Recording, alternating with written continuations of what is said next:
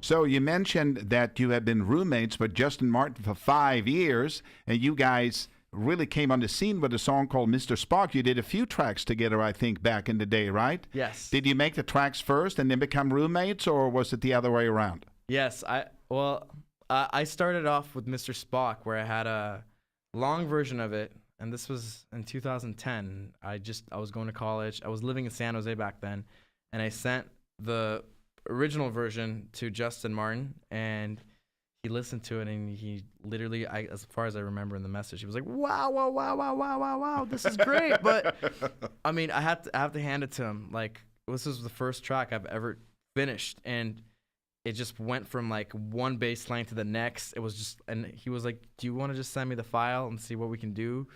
And I sent him the file, and he was like, wow. Like, he kind of had the same expression that I had when I was working with Walker and Royce.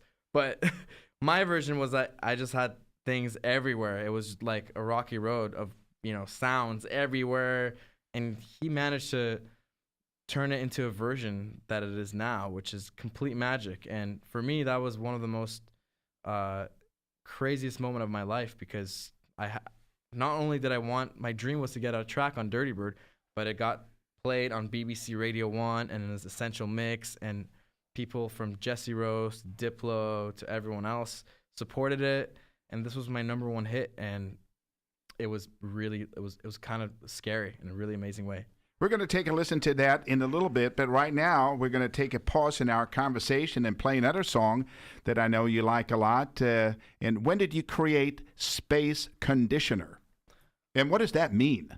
I actually created Space Conditioner while Gavin was in the studio, while we were working on the Walker and Royce EP, and I didn't know what to do with it. I just was not confident about it, and Gavin was like, this is awesome, you should keep going at it. And it's really nice when you have like a second person in the studio to give you that, cheer.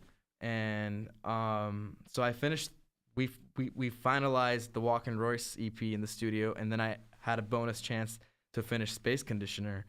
And I guess the meaning behind it was I was trying to make something very spacey, and being on the label Trippy Ass Techno, I was trying to think of a name that would, respectfully work around, be part of it. So I guess, it was conditioned to be a spacey track, so it was a Space Conditioner. Okay. It's also, a conditioner from space for your hair.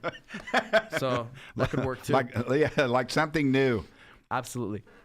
Looking at me, you could see I could really use that conditioner and more. I need something to help it grow.